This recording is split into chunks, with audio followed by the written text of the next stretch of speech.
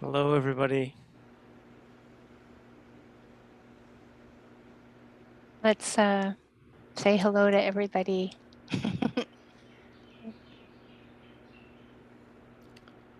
Aloha.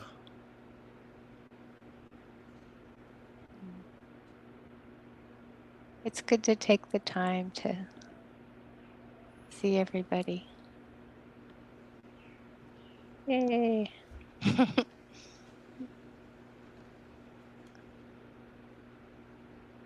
Wow.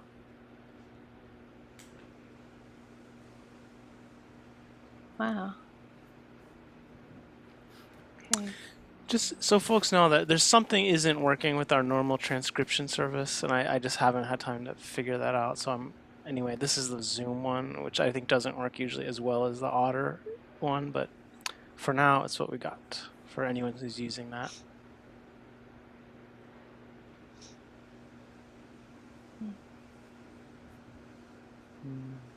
So we hope you're all well, had a good week, good enough. Okay.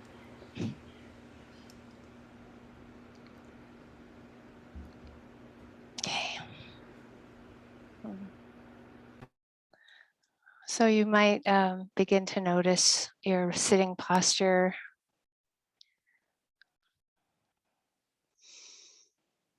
Might take a few deeper breaths and let the attention settle around your body, within your body.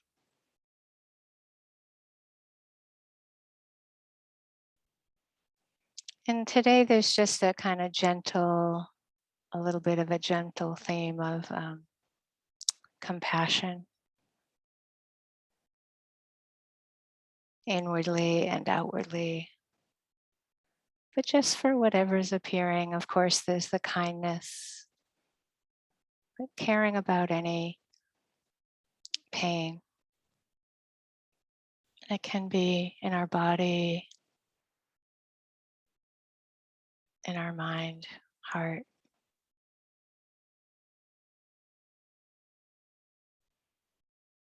The other little bit of a theme is acceptance and resistance.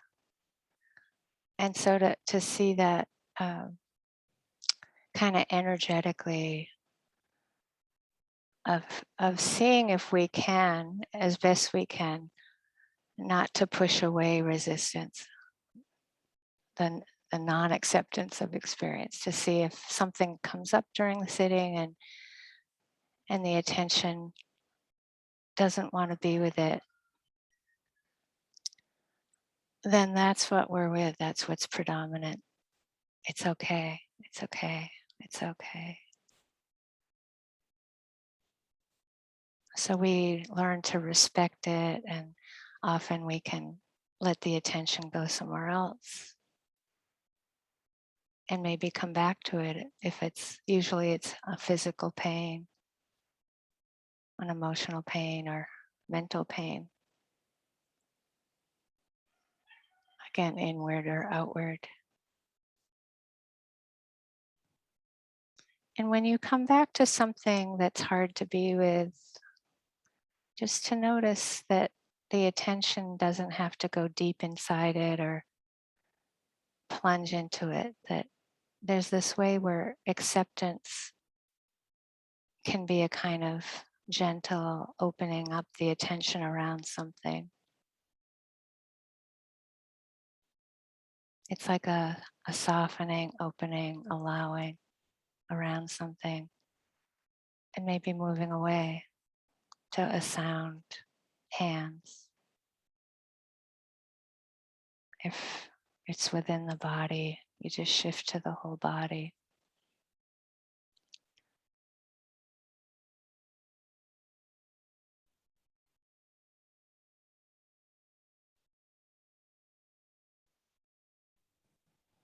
Ultimately, remembering it's not my acceptance, it's not my resistance, it's just acceptance appears.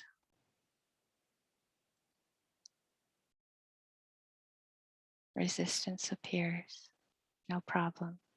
not me, not mine, not I.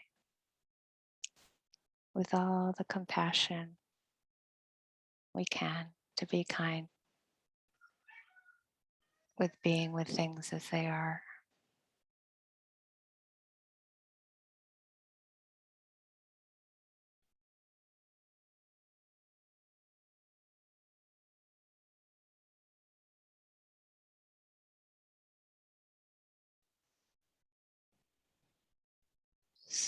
So shifting to just your moment to moment experience, perhaps with hearing.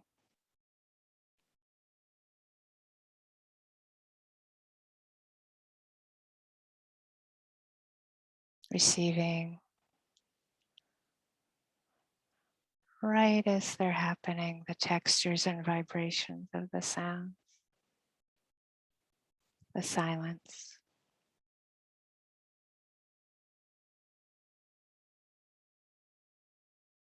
Including, there's the words that appear describing the sounds. They will come and go by themselves. Thoughts about the sounds come and go. Allowing, right, opening to those.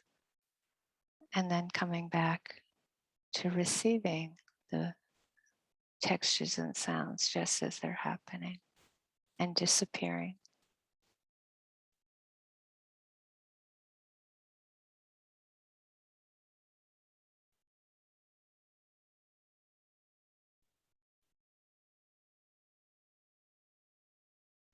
With our hands, similarly, pleasant, unpleasant, neutral sensations, feelings, textures. It's like listening to music, the aliveness of alive sensations coming and going by themselves.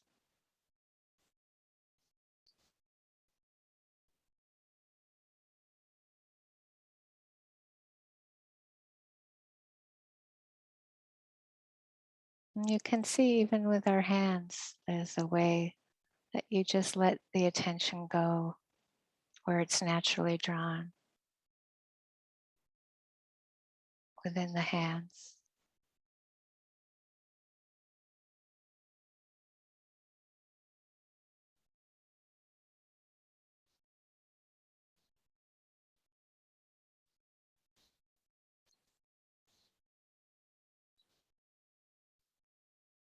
Movement of the breath. I think it's helpful to put our hand there sometime, our hands, to really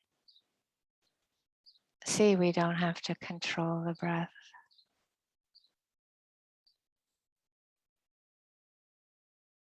We can learn everything about non-resistance,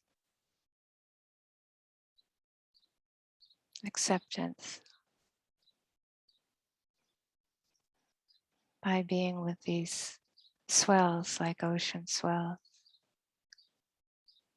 coming and going.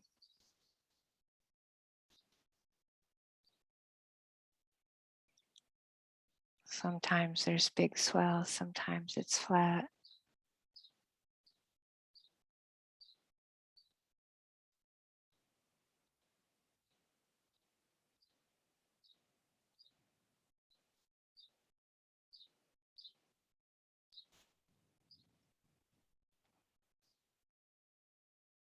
Being with the nature of how things are right there with the breath.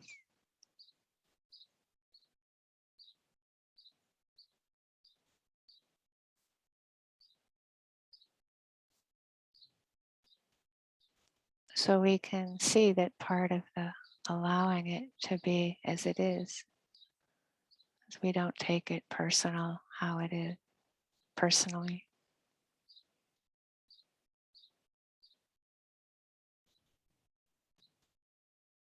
It's just air movement,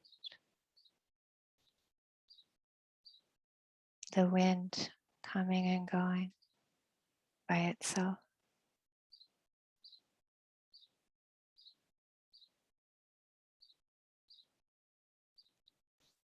Finding that calm and ease with that deep understanding.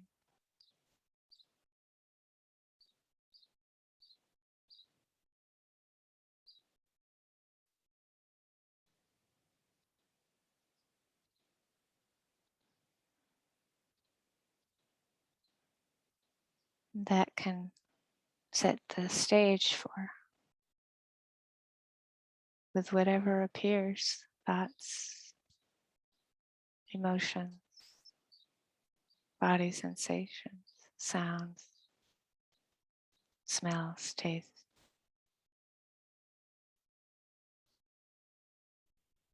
Pleasant, unpleasant, neutral.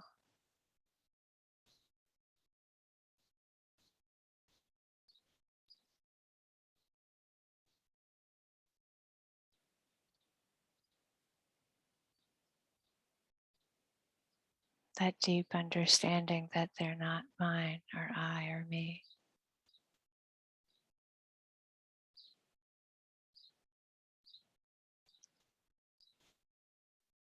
Just wind coming and going, just happiness,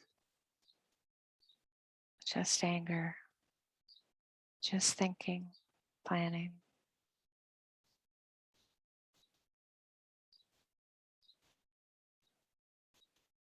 Allowing life to come and go just as it is,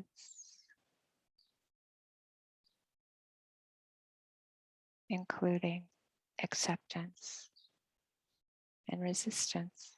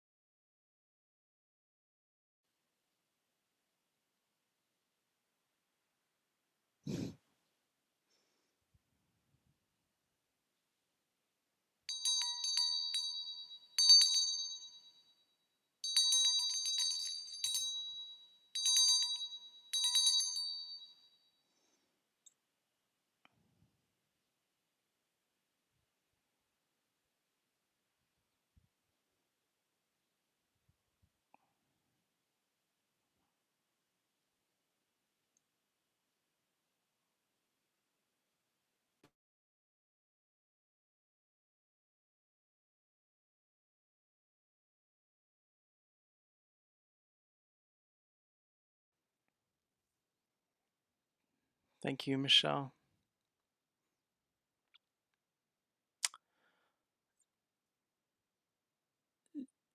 David and Kaylin, I don't know what's going on, but your hand keeps going up. I'm gonna keep lowering it for now. If you have a question for the Q&A time, we'll know you're in line. Everyone else can ignore this message in the chat from Jesse's Otter AI. It's like my doppelganger or something. I saw this person in the.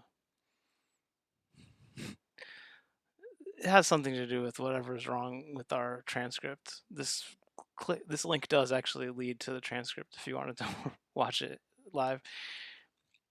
But does anyone have any questions or action items? Let's capture them in the meeting notes. It was not written by me.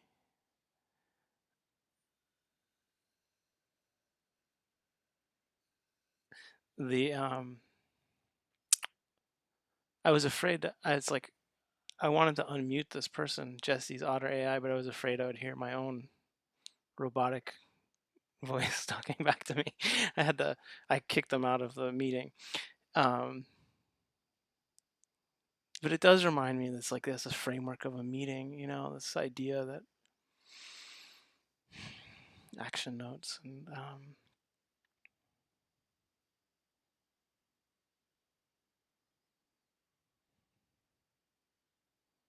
I do think we hope that there's some different feeling quality to these spaces than a meeting. I was teaching at Spirit Rock this fall, and they didn't want to call the people there yogis anymore. They wanted to stop using that language. They wanted us to call folks participants. And I said, I've never been a participant on a retreat. I don't know what that is.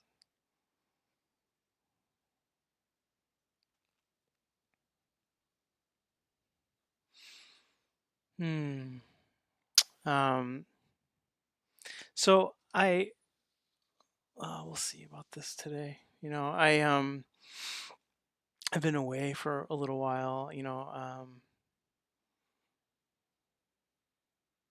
I had COVID the last, couple weeks, and it was not too bad. But I've been more in seclusion again, and then was traveling before that. And yeah, I haven't been on like a vacation, and I can't even think of the last time that has happened. But my mom and I had planned for quite a few years ago to try to travel to Spain, and it kept being postponed for various reasons, and then COVID, and um, so I went with her just with a few days after my self retreat of a couple months. She and I went to Spain for a few weeks, and it's something about coming out of the seclusion of retreat, and then being, even though I have traveled a little bit, of course, this past year with COVID and stuff, it hasn't had the same quality of like being among the throngs, of just like tourist travel season and in a tourist kind of destination and being in museums and touristy things like that. And it was such a shock to my system. It was as a time with my mom, it was really special and really powerful and beautiful. Um, and then this other side of it, um, more relevant to our ongoing engagement in the Dhamma. It was very powerful and not easy. I think from starting with the 12-hour jet lag, um, to losing that sense of protection and the container of my retreat, and the regularity of like kind of a daily practice, which for me feels so essential. Just wasn't something I had that much sense of ability to maintain, while traveling in that way. different schedule and different kind of priority.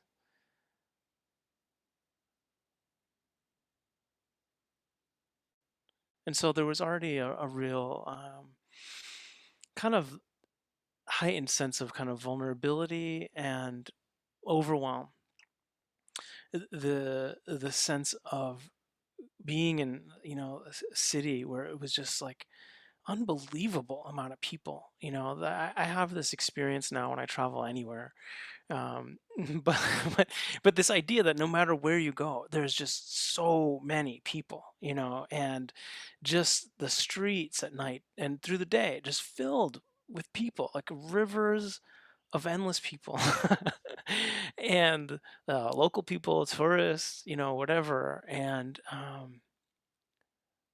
just how incredibly stimulating that is, and such a shock, to my daily life and the sort of container of my practice, that I had been in. And so from that sort of sense of just kind of overwhelm and sort of overstimulation, to also have a very powerful and difficult um,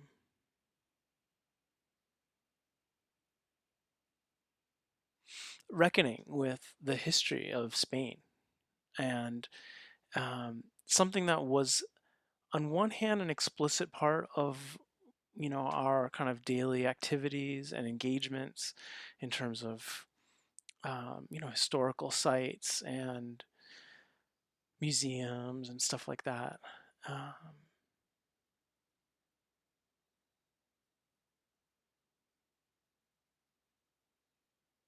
and and and not just Spain, but of just Europe. And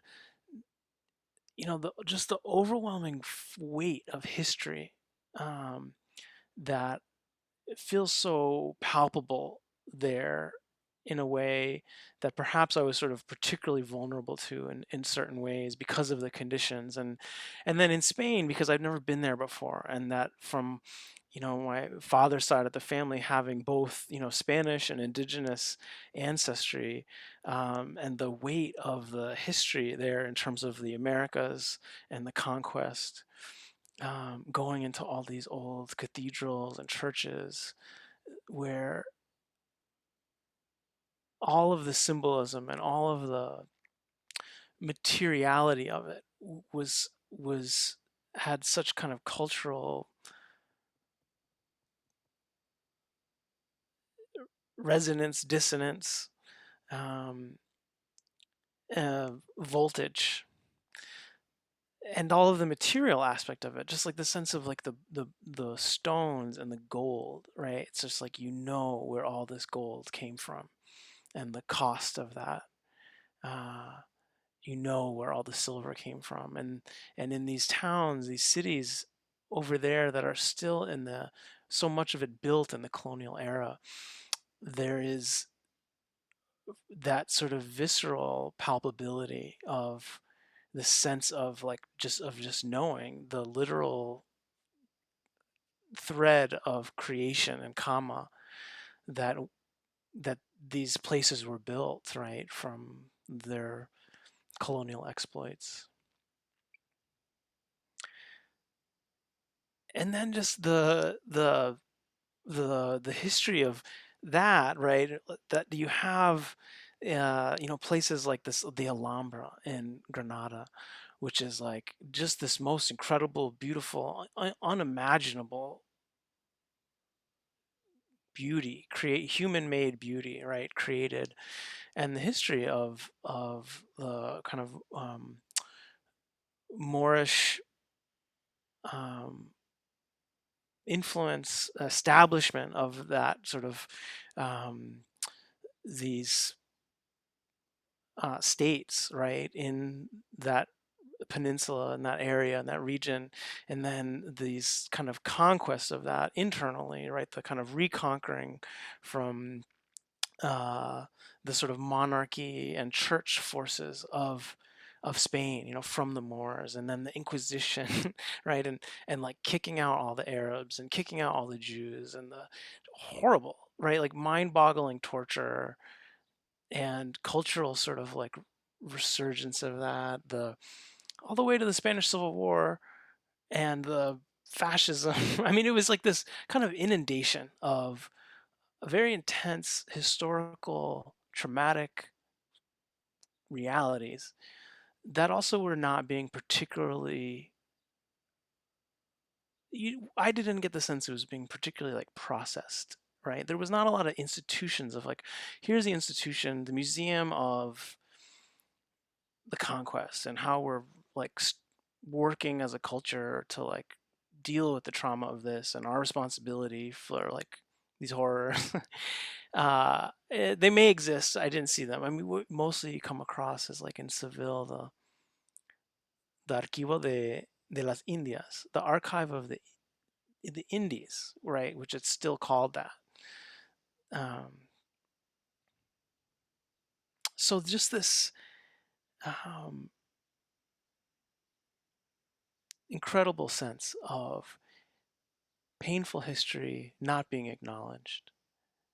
And now, of course, this is true everywhere, right? Like it's not just specific to Europe, right? It's like any city in the Americas you go to, there's a similar thing here in Hawaii, right? The similar sort of sense of where is the pain of history acknowledged? The where is it being processed, and what degree is that a public thing that has been taken up socially, as a group, as a collective? To what degree is it ignored or denied, or to what degree is it being wrestled with, as a culture or as cultures in a place? And so, mm, this is not a new dilemma, a new dynamic, but I do think that a few things that I wanted to sort of bring in terms of this, where I was in terms of my practice and how evocative it was in a different way, in terms of, kind of like personal history that I hadn't been able to engage with before, and didn't really get a lot of opportunity to engage with in many material ways, even when I was there, but it was, internal a lot. But this sense of how do we respond, particularly in times of spiritual deficit, right? When we have been sort of taken from the sort of ground, perhaps, of our spiritual strength, when the conditions of the maintenance of that are not that strong, and we're flooded with overwhelm in terms of reminders of trauma or personal, individual, or collective, and how do we, you know, work with that individually, and of course the question of how do we work with that collectively. But it was amazing to see this amongst the many reactions internally, the this sense of like people need to X or Y, right? Like these people need to whatever, be doing whatever I think they need to be doing in order to process this. And everyone hanging out, enjoying their tapas, need to like whatever.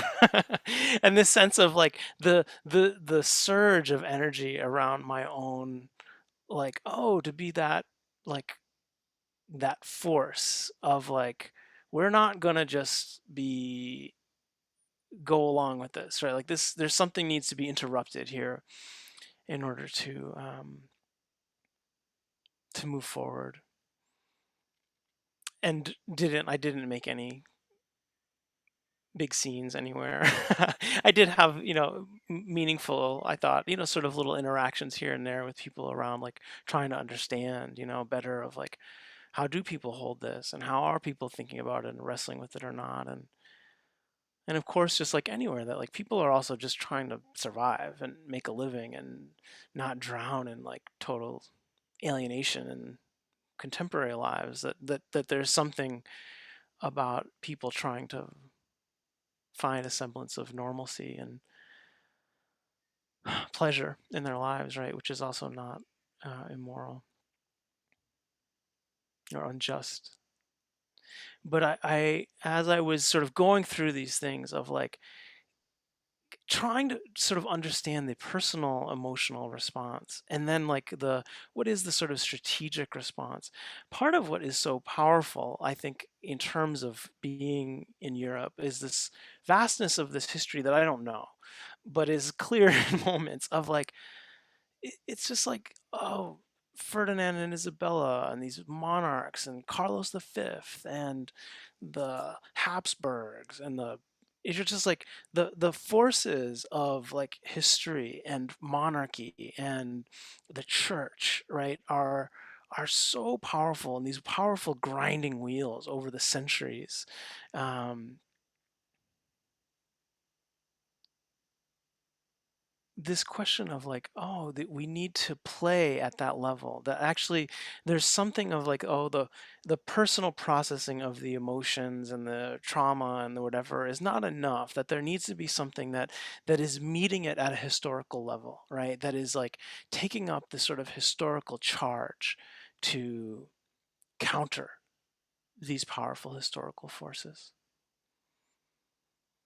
And I immediately remembered this Jataka that I had read a few months ago while I was on my retreat. One of the things I was reading during my retreat were some Jataka, a newer, I've mentioned this, I think, a kind of retranslation of an old translation of the Jatakas, which are a collection of stories of the supposed past lives of the Buddha.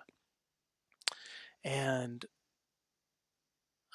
there's like 6,000 or something. I'm at 100 and whatever, 50.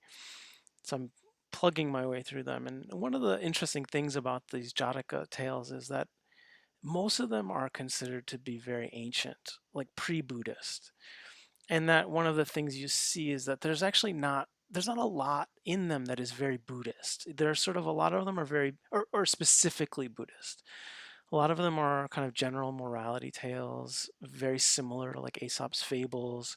In fact, many of them or some number of them are seen in other compendiums from other cultures, like in Greece or in China, or that there's something much more ancient about this series of stories than just the time of the Buddha. But a lot of them have been sort of reworked with Buddhist kind of language and characters to kind of fit into this thing. But it's really considered now to be a very ancient compendium of stories. But it also sometimes, for me, has made it feel some of the questionable, and a lot of them are questionable in terms of their particular value to my Buddhist practice or to ours. And so one of them I remember reading because it really stuck out.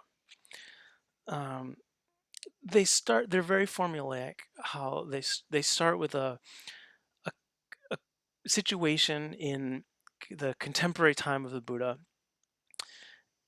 and often there's this sort of moment where the monks or nuns are talking about some incident, and the Buddha will say, "Oh, well, that also happened in the past. This person was also like that before," and tells a story.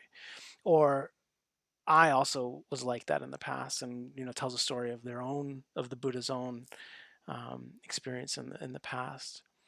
So it's a very interesting thing because of course, so much of our emphasis and teaching is around the present moment, right? Like, don't worry about who shot the arrow and how you're gonna get it out and whose fault it is. It's like just notice the sensations, right? And the aversion, and that way we pluck out the arrow. And so there's a little bit of course, right, this emphasis on Vipassana practice that is not about that is trying to get under our tendency to think historically around everything. The Jatakas are sort of interesting because they are very explicitly about history and about the repetition through history of patterns, right? Individually and also societally. And so that often you'll see these stories where some wayward monk is having doubt, and the Buddha either convinces them or not of to continue being a monk, right? And rather than abandoning the path. And then we'll kind of go either tell them or the other monks or nuns, like, this person had the same thing happen like before. so hundreds of lifetimes ago. And so you get this sense that our karmic knots, as we might phrase them, right, these like very tricky, difficult patterns around doubt, around wanting, around craving, and susceptibility that we have, in terms of our lives, of certain tendencies. There's something very beautiful in recognizing their ancientness, right? That they're not so personal in a way that we identify them of just this lifetime, that these are things that we're working with over many lifetimes. And so sometimes there's a way that can give us a sense of like relief of like, oh yeah, these are very difficult things actually. And we've wrestled with them for a long time. And there is a way out, but there's also an appreciation of patterns over time. And then you have ones more about the Buddha himself, and oh yes, in past life I did this, and so he comes upon this group of monks, and they're just saying how great the Buddha is, and they're like going on this huge list of just like, boy, he did this, and he's so generous, and he's so wonderful, and the Buddha comes in, he's like, what are you talking about, and the monks say, oh, we're talking about how great you are, and he said, oh yeah, he's like, and I was great like in the past too, and so here's one story of the Buddha saying how great he was in the past. So he was born always as either like a royalty or was like some great renunciate, he was born a prince under the reign of his father, Brahmadatta. And he knew at some point as a teenager that he was going to become king at some point. And so, he had his mind on this, and he had a sense of how am I going to be just and righteous in my leadership. And so it says here, in those days, the Benares folk were much given to festivals, to gods, and used to honor the gods. It was that they would sacrifice huge numbers of sheep and goats, poultry, swine, and other living creatures, and perform their rites not merely with flowers and perfumes, but with these animal sacrifices. And so the Bodhisatta, right, who would become the Buddha, he said to himself, led astray by superstition, men now wantonly sacrifice life. The multitude are for the most part given up to irreligion. But when at my father's death I succeed in my inheritance, I will find a means to end such destruction of life. I will devise some clever stratagem whereby evil shall be stopped without harming a single human being. So this sense of, when he becomes king, how will he basically enforce this ethical standards, right? So that people will stop sacrificing animals and killing living beings.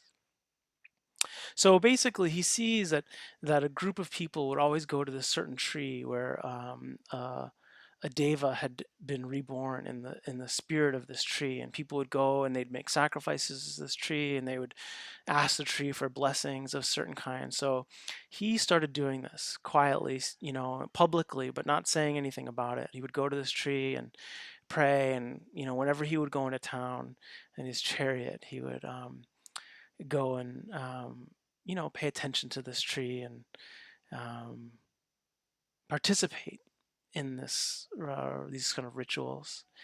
And then when he becomes king, he asked people, he said, did you recognize that I was, going to this tree every day? I was making a vow. And they said, yes, we saw that you were making a vow, but we didn't know what that vow was. And he said, well, I was making a vow.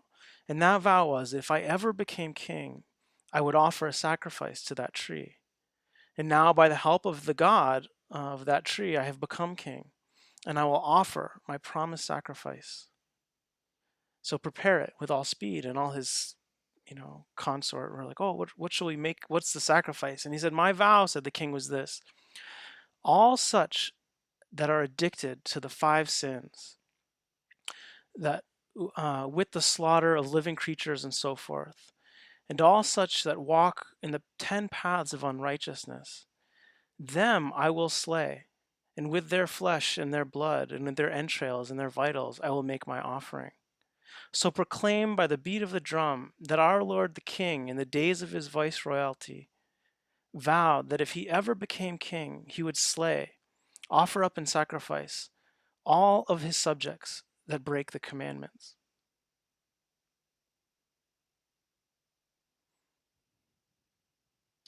And it's like, I've known this is somewhere, right? Like all this text, all this Buddhist, like I've known that somewhere in the canon, right, there is some text that is going to try to defend the kind of like Buddhist caliphate, right? This sense that like the way to instill peace, the way to instill good behavior is to threaten everyone with death that doesn't behave like the Bodhisattva has decided that everyone should behave. And so this word gets out, and he's like, anyone who makes these sacrifices will themselves be sacrificed, right? And such obedient to the king's commands, they did this. And such was the effect of the proclamation of the townsfolk that not a soul persisted in the old wickedness. And throughout the Bodhisattva's reign, not a man was convicted of transgressing. Thus, without harming a single one of his subjects, the Bodhisattva made them observe the commandments.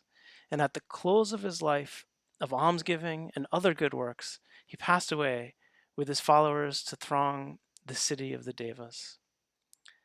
And then coming back into the present time, he says to his monks, "This is not the first time, brethren, that the Buddha had acted for the world's good. He acted in like manner in bygone times as well."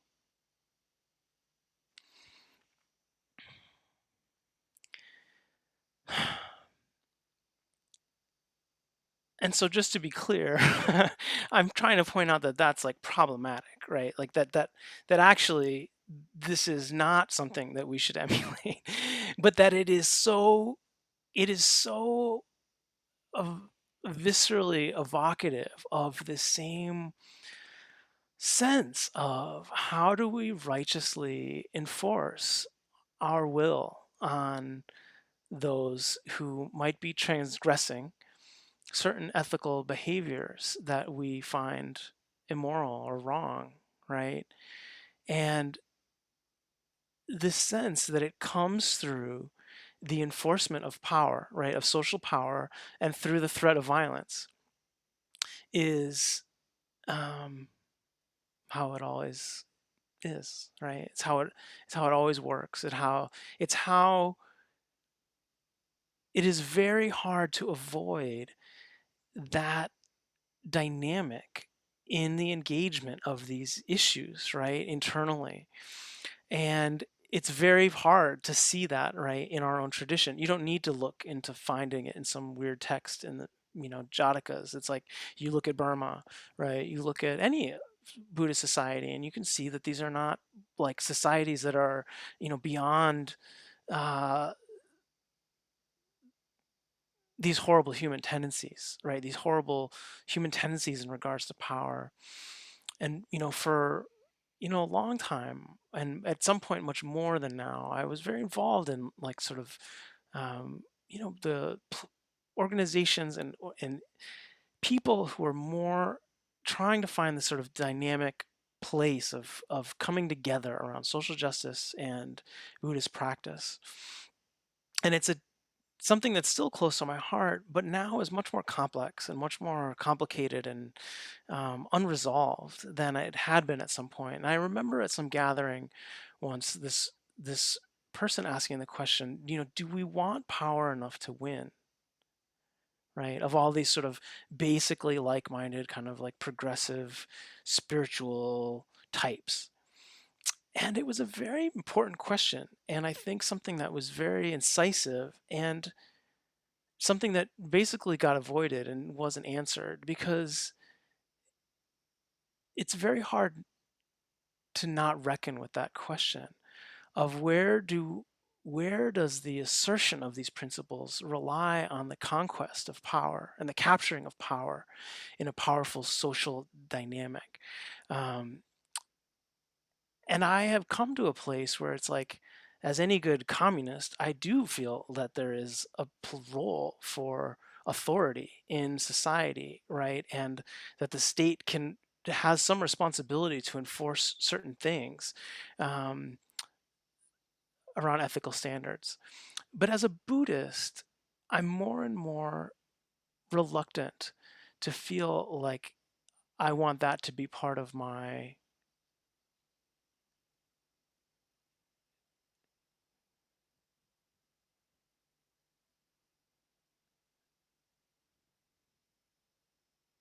deepest understanding of how liberation works and the repercussions of karma and the the clarity around the risks of getting involved as a historical force as a Buddhist practitioner, because it's very hard to not get involved in the creation of unwholesome karma, right? Even with Burma and Myanmar, right? This ongoing thing of like wanting to support, wanting to help, and then seeing that it's like the options for support have turned into either just like humanitarian or helping people kill people. It's maybe not that extreme, and of course we have chosen the humanitarian version of that, but to see that like there is this bifurcation of the heart and of impulse that is there, that if we don't necessarily have to take extreme rejection of any social responsibility. In fact, I would not argue for that. But it is to recognize that we should be very careful about our fantasies of social power around these impulses and around these ethics and around these practices. That it's like I never want us to live in a Buddhist state, right? I see and have in live reality right now and throughout history the like total dangers of a religious and secular commingling of power, right? And what that does in terms of the teachings, what that does in terms of institutionalization and decreasing ability to be humane, um, I'm more and more hesitant, and you can see that it's like our strategy in terms of practice, in terms of Vipassana Hawaii, it's like it's still trying to sort of be this balance of not like putting too much structure around it, right? Like the understanding that the more structure, the bigger the cathedral, the the more exploitation needs to happen, right? Like that there are not a lot of examples of something else, like a different way of doing that. Now there are some, and so like it's beautiful to and important to see those and to witness like what are social movements, right? That try to stay connected to these ethical realities, and what happens when they get to a certain point of scale. Are they able to maintain that sense of integrity? But how hard it is, how hard it is to be able to do that. And so it's not to say that there's a right or wrong answer in terms of our engagement or the thriving of our ethical lives in the world, but to be careful about assuming that that means like, oh, we're excited about if only everyone is Buddhist, or if only everyone in Congress was meditating or something like that. It's just like to be very hesitant about believing the traditional understanding of how social power works and the ideas that our practice would be some sort of salvation. And so going back and wrapping up, the two things that were the most important for me in terms of my time in Spain were in terms of being able to process this were one was this I in between Madrid and Sevilla, my mom and I went to this cave, La Pileta it's called, and it's one of these incredible caves with like Neolithic art and evidence of human life and contact with this place, for thousands of years. Some of these drawings are at least 20,000 years old, and some they think might be up to 40,000 years old. To see a drawing of a horse on a wall made by human hands at a scale of time and history that's so profoundly different than the kings and queens and the church and the state and all of these things that are so kind of predominant in our understanding of who we are as humans, to go like cut back so much further than that, was incredibly powerful and an incredible relief, right? Not to over romanticize what things were like 20,000 years ago for people. I think that there probably was still drama. I'm sure things were difficult as human societies and at that point as well. The ability to subjugate others to one group's moral failings was less, right? But in a deeper thing was like part of the tour is you go to the end of this long kind of vast series of caves and openings and closings, and at the very end they did something I was so impressed by. It hadn't even occurred to me, and I was so moved that they did it. But it was a small group. It was maybe 15 of us, and the guide asked us to turn off all our lanterns and to be quiet for 30 seconds.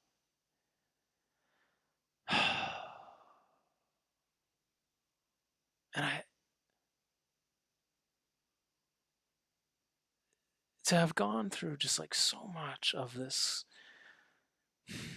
everything that I was trying to process around this, and to have 30 seconds of darkness with a group of people in the just depths of this beautiful cave, and the silence and the drips and the drops that you would hear echoing through,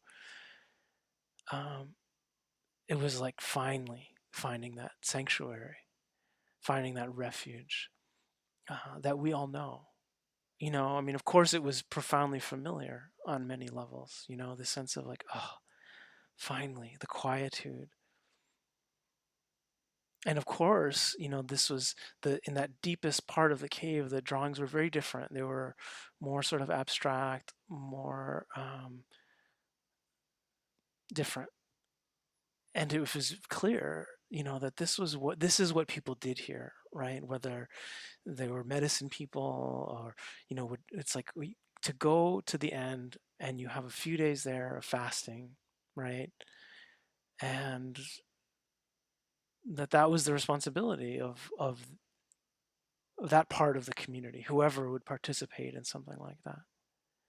To have the vision, right? To go through that suffering without any of the external sort of forces, to really have that sort of confrontation of all of the internal forces, and not have the distraction of the external, and how sacred it was, to really get that was recognized 20, 40,000 years ago as it is now. How profoundly we need that. Whatever decisions we make moving out of the cave and coming back into society, and that it's like if we don't have that touchstone, if we don't have a rhythm of going back into that quietude, into that place, that we lose our ability to engage in all of these forces, right? All these karmic forces internally and externally, when we're confronted with history, when we're confronted with the realities of how they're expressed in us socially. And it was very visceral, that ability to come out of that cave after this moment, and the sense of connection that we had as a group, whether we had any sense of shared views on anything was irrelevant. And the ability then I felt like I had to, like, oh, all right, care about the people around me, to remember to be able to practice metta, to find the sort of space within the weight of these forces, right, to be able to engage, and how important that was, and how fundamental a part of our human history that is, no matter where we're from, right, no matter where our ancestors are from. The seclusion, the quietude, the commitment to that, and the medicine of that, and how important it is. And then lastly, the second thing that was so helpful to me of as a refuge was in all of these places, these cathedrals and the Alhambra, where the weight of history was so intense. There were these swallows that in these like really kind of big swarms of swallows that would come through and were inhabiting these places as their own homes, as their own nests, as their own feeding grounds, because a lot of these were based on these big courtyards.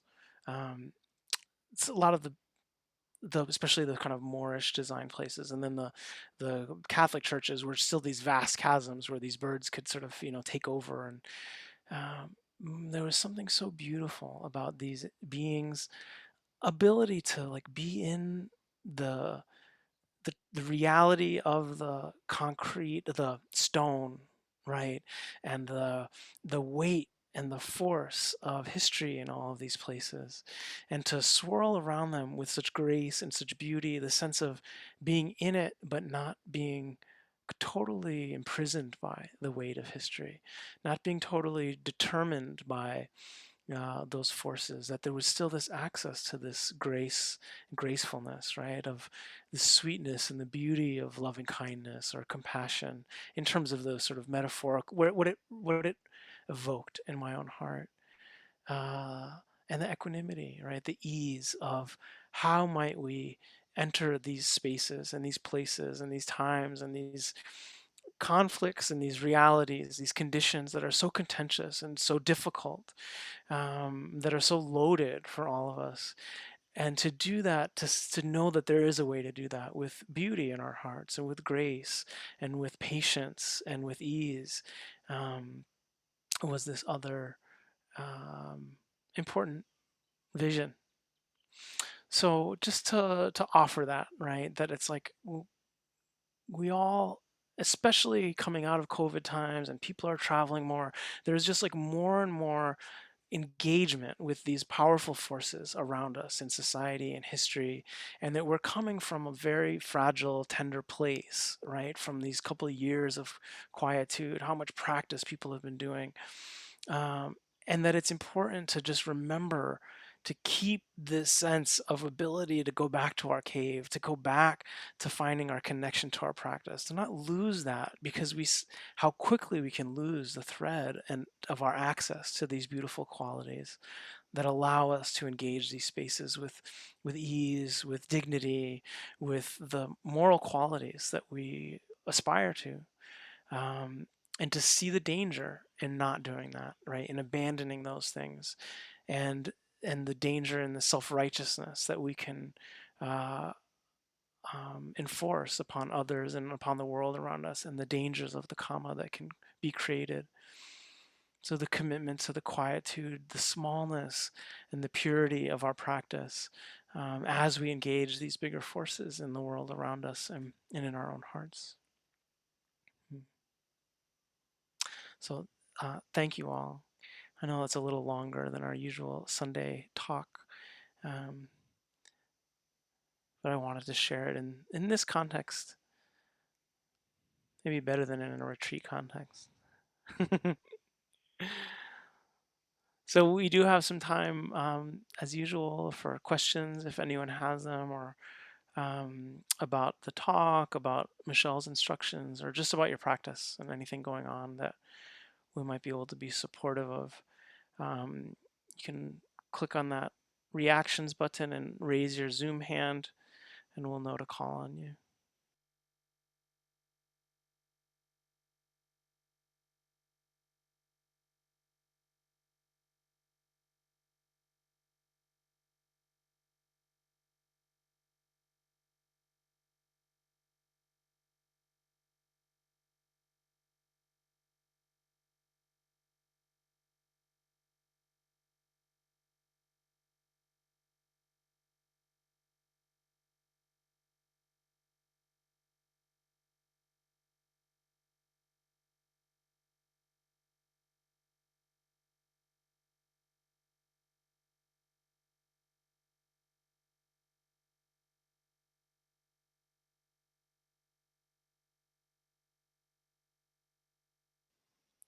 Hi, Sun. I can see your real hand raised. Let's see.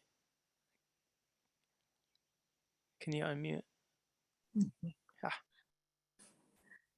Just see, I appreciate your feeling responsible for the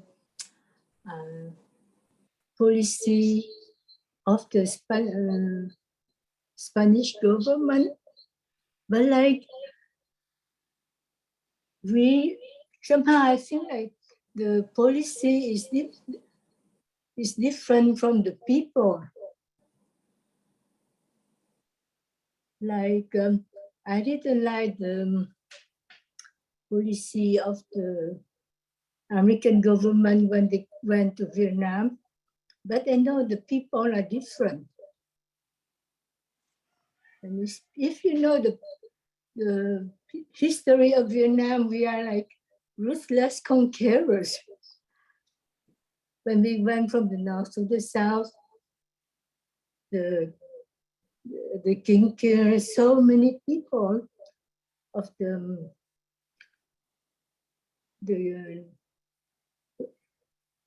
minority people, and they even destroyed the whole race. But somehow I didn't feel responsible for the policy. So I appreciate that you feel you have this sense of responsibility. How can you, would you mind explaining it to me? I think exactly what you're saying is that is it such an important part of the challenge and the confusion. And I think you're so right to be very careful about equating, right, these people, whoever they are, because the government acts a certain way, are therefore like this, right? And to deny the true tension even within within any government of forces at play, right? It's like there's still conflict. There's not perfect agreement, right? So you can't say everyone is like this. I remember you explaining to me about that in Vietnam and why most Vietnamese people didn't traditionally have last names, because their last name would be used to persecute their families if they were guilty of a crime, right? That the king would go and find the rest of their family and kill them. So people stopped having last names as a way of avoiding that persecution, you know? Yeah, it's incredible.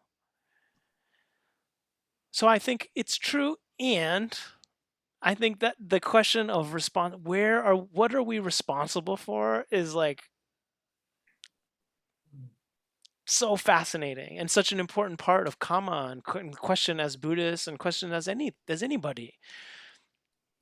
It's also not totally different, right? The policy of a government is also, there is a process by which that gets determined by voting or by financial interests in the country that we're all part of, right? We all participate in the economy in ways that support certain forces. And then so the question of like, oh, do we just boycott certain products? Do we not buy this? Do we not buy that? There are all kinds of strategies that people think of how does the individual exert influence. But I do feel like the point you're saying was really important for me, even on this trip, but more broadly, because even in the United States, it's like to come back on the airplane and to show up at an airport and there's just a gazillion people, and show up in an airplane and there's so many people, and just like everywhere, there is a way that I can see my own mind's tendency of just like the and I had this word and kept coming, la muchedumbre, just like the throngs, right? It's like that it kind of puts them all as just like this group, versus I think an important part of what you're saying that I hear is it's like to still recognize these are all individuals. Like everybody here has their own life and their own story and their own friends and their own family and their own complexities and the things that they're struggling with. And while you can see that there are tendencies of groups of people to have views around certain patterns or behave in certain ways because of historical conditions, to not forget that there are like individuals at the center of all of it that are complicated and can't just be put into a box and can't just be said, oh, you're one of these and so therefore this, you know. I think it's very important. It's so important for our hearts. And then I don't have the answer in terms of, yeah, how to, where, to what degree are we responsible for helping create the conditions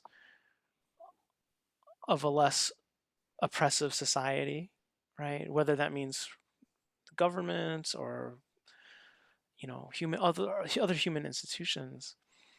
Um, it's a very complex question, and sometimes I think definitely I would say as individuals we're not very powerful, and you know as groups of people we're more powerful. But that process of becoming a powerful group of people is fraught with all kinds of tendencies that can create a lot of harm, right? I know, yeah. I have something to add, but it's maybe reiterating rather than something new.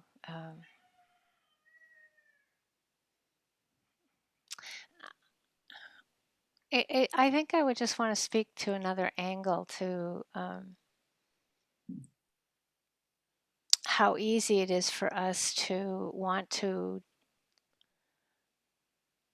dehumanize an enemy, a so-called enemy. And so I think that your example, Sun, is really good. That I remember even in the first time I traveled, which was maybe in the like on a plane, which was later than most people. I remember meeting people that had Americans that had they had put Canadian flags on their backpacks, so they would be seen as Canadian rather than from America.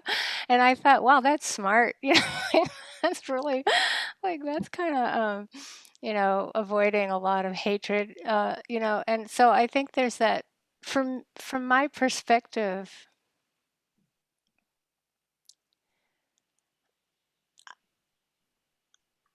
I just like have to feel like I learn a lot from my own life where I look back at when I was even 13, 12 or 13 or 14, and it was connected to the Vietnam War, son.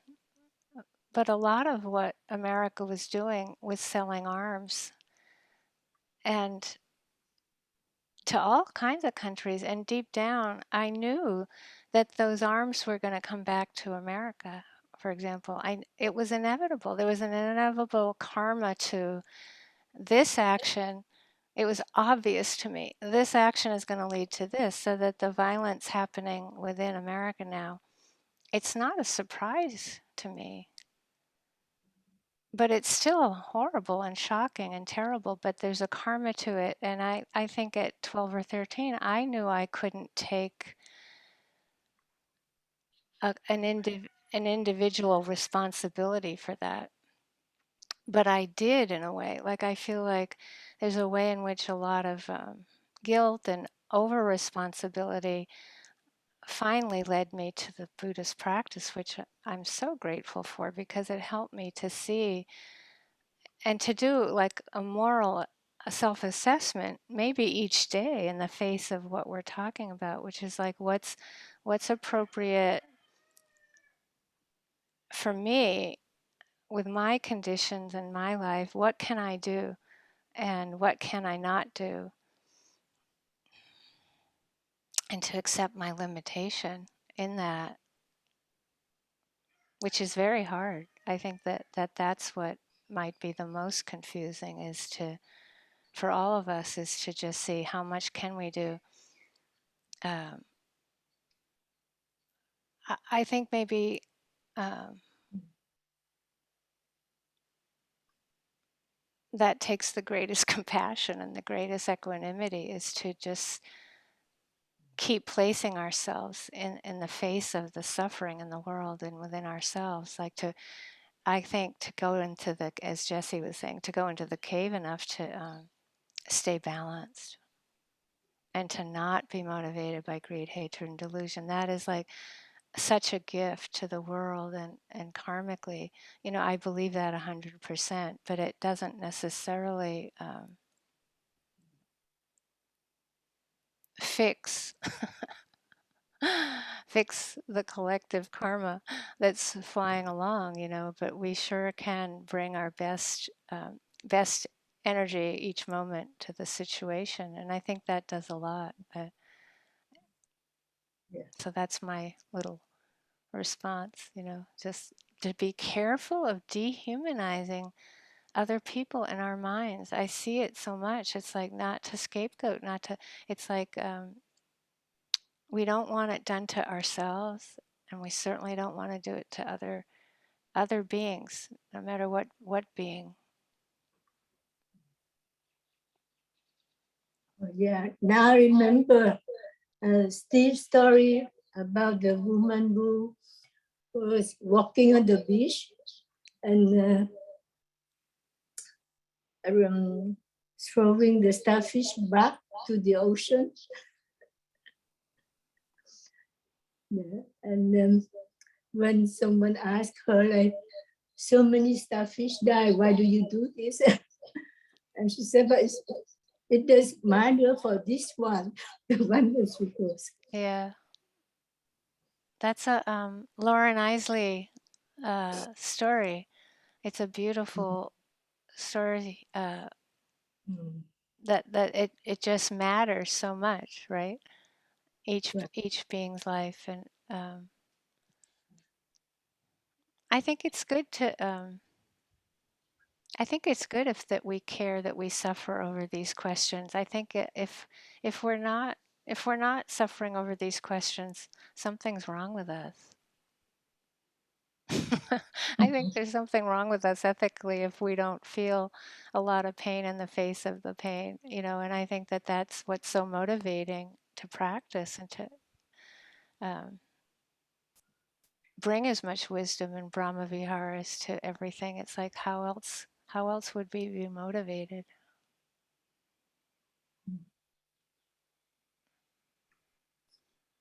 And I think I want to just say again, it's something I've recently realized how my ignorance around, which is what related, I think, to what Mona has written in the chat.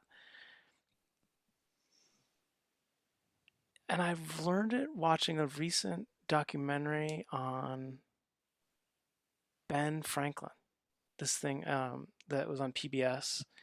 And I don't usually watch a lot of like founding fathers stuff, but I felt like I'm gonna learn about like Benjamin Franklin. And one of the things they mentioned is that it hadn't occurred to me, which is something that sounds like is in what Mona is saying here, is like that this notion arose in the sort of Enlightenment era in Europe and then post-Enlightenment, that like an individual could change the world. Now I might be, maybe Mona, if you have like a resource, you could post it in the chat of like we could learn about that. But that like that notion as like commonly held belief was sort of new in human history and has become the dominant belief of like postmodern culture. I don't know if it was Western culture at that point. I remember reading a thing once about Leonard Cohen when he said when he first came from Canada to New York City, he couldn't believe all these American folk singers, like they all felt they could change the world. And it just like hadn't occurred to him that that was like a way of orienting toward like how you were living, you know? And so this sense that even the belief that we are responsible for the world, or that we could change the world as individuals, is actually a constructed notion. That is not a given in terms of our necessarily inherent relationship to stimulus around us.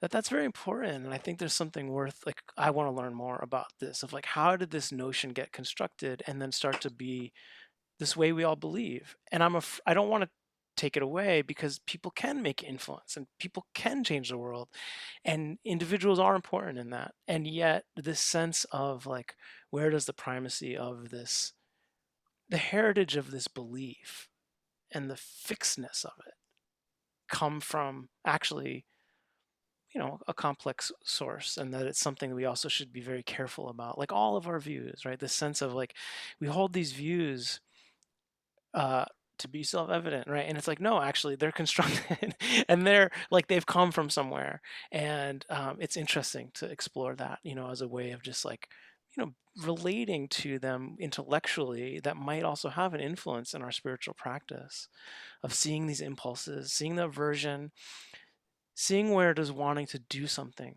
come from greed, anger, delusion, and where does it come from wisdom, kindness, caring, compassion, generosity, right?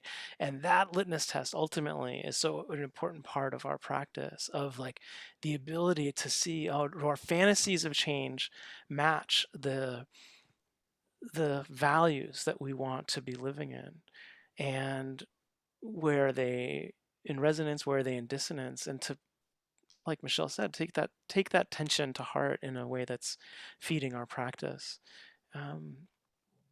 Because it might not provide a strategy for changing the world, but it definitely provides an important element to whatever strategy we do choose.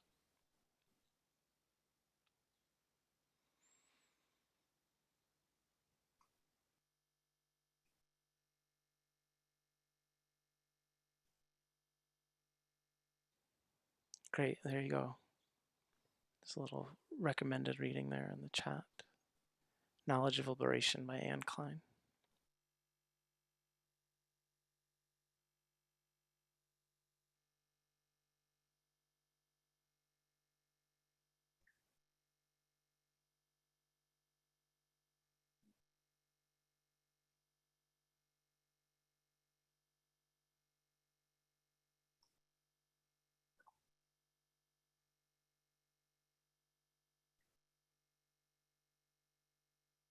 Cynthia, do you wanna? Oh no, you're just waving. Oh, okay. Okay, I was just wanted to offer that I think that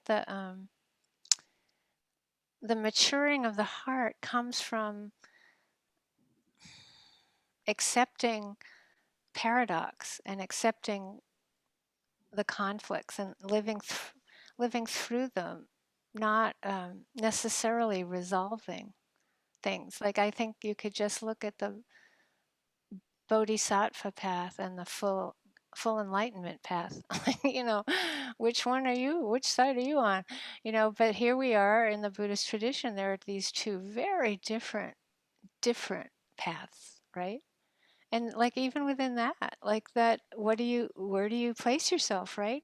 But it's like, I think the idea is that you keep finding, you have to keep going through it and finding what feels right to you, but not ignoring that there's a conflict, right? Like, you don't want to ignore it. You can't. Like, you just have to kind of keep living through it and finding your way and navigating from this deeper place of wisdom and loving kindness, compassion, mudita, equanimity. But I think that the opposites, the it's natural. There's a natural tension in nature, and there's a natural tension in the human world itself that I don't think you resolve in the head. You have to resolve it in the heart.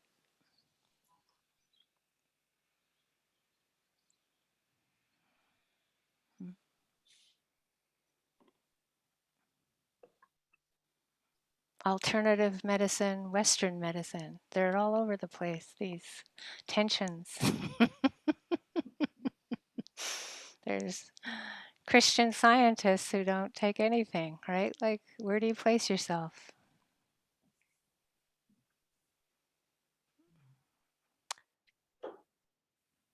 I want to just realize I also want to say I misread this little thing, and actually that Mona also mentioned Anne Frank's diary Yeah.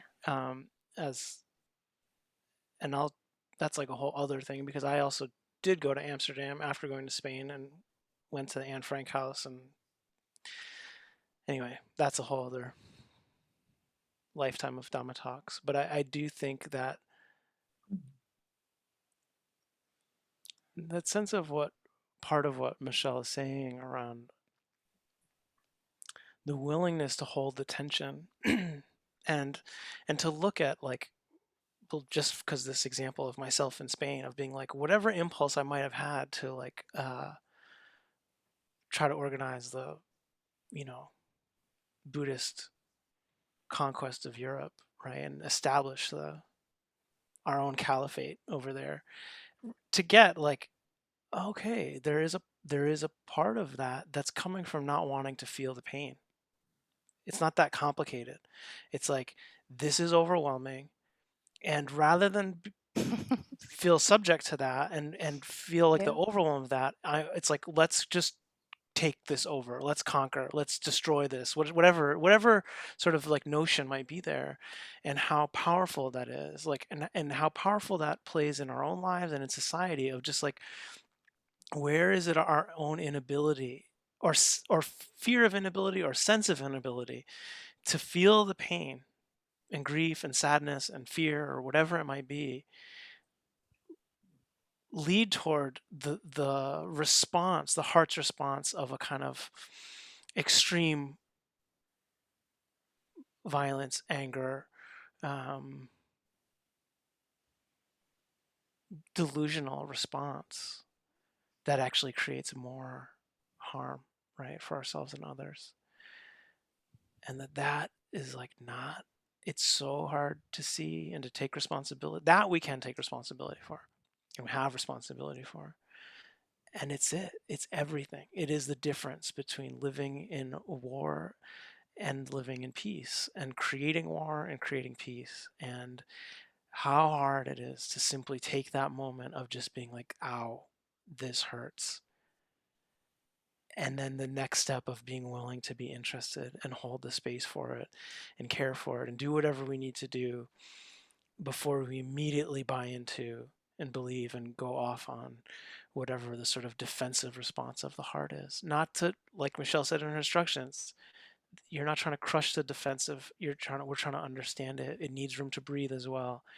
But can it breathe in our practice space, right? In the cave, in the darkness, rather than like breathing fire in the world around us.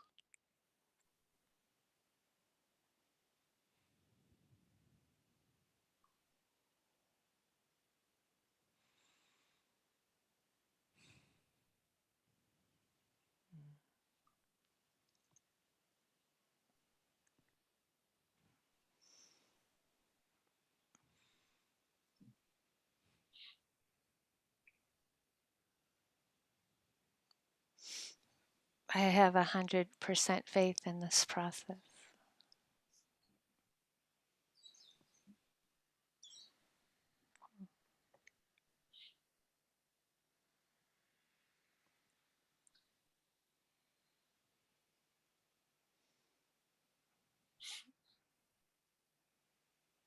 Sometimes we always encourage people to take a look around the Zoom room before, as we enter, but it's good to do it also before you go. Just check back in with your eyes, with hearts, right? With those who are here, visible or not. So important. Our little Sangha, beautiful.